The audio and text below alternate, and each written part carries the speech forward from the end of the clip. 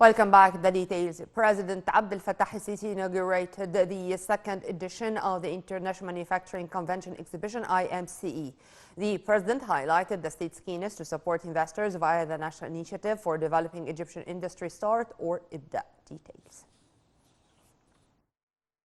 President Abdel Fattah el-Sisi asserted that the state is supporting investors and encouraging them to lure more investments through reducing the cost of projects and providing all facilities. The president's remarks came in comments on the executive situation of the National Initiative for Developing Egyptian Industry, IBDA or START. That came on the sidelines of the inauguration of the second edition of the annual International Manufacturing Convention and Exhibition (IMCE) on Saturday. Sisi said the state established 15 industrial complexes at the behest of the Trade and Industry Ministry to save efforts and time for the investors. He highlighted that the establishment of these complexes is aiming to provide all the requirements for the investors and helping them kickstart their projects and offer new job opportunities. Commenting on the executive situation of the National Initiative for Developing Egyptian Industry, START or IBDA, the president asserted his willingness to iron out any hurdles facing manufacturers or investors. The state does not seek any profits from building industrial facilities. It only seeks to save investors' time and efforts. The president voiced the state's willingness to assist in increasing the number of sanitation, water treatment, and purification plants which will be needed in huge quantities of equipment and manufacturing materials. He underlined the need to up the operational capacity of these plants from 25,000 to 40,000 tons to 100,000 to 200 tons per season. The president also stressed the importance of protecting the good reputation of Egyptian products in international markets, especially agricultural crops such as vegetables and fruits. Addressing the ongoing violence in the Gaza Strip, as well as the recent incidents in Tawa and Nuweiba, President Abdel Fattah el-Sisi on Saturday warned against any expansion of the conflict in Gaza, saying the region risks becoming a ticking time bomb.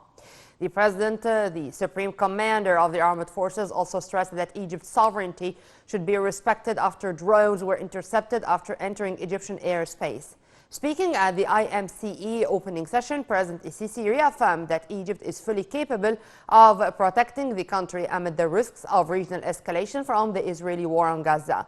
President el-Sisi pointed out that these events are clear indicators of the dire consequences of the current escalation in Gaza. Furthermore, the president expressed his gratitude to the countries that have sent humanitarian aid in attempts to alleviate the sufferings of the Palestinian people.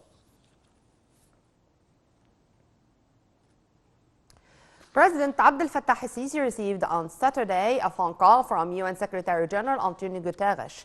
Presidential spokesperson, Councillor Ahmed Fahmy, said the phone call tackled the ongoing diplomatic efforts aiming at halting escalation in the Gaza Strip.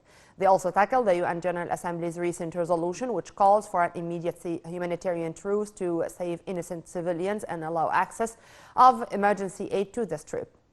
Sisi and Guterres also discussed cooperation efforts between Egypt and the international organization in the field of protecting civilians, where the UN chief praised Egypt's vital role in maintaining peace and stability. Earlier, the UN Secretary General said he was surprised by Israeli escalation of the bombardments in Gaza and repeated a call for an immediate humanitarian ceasefire for the delivery of aid.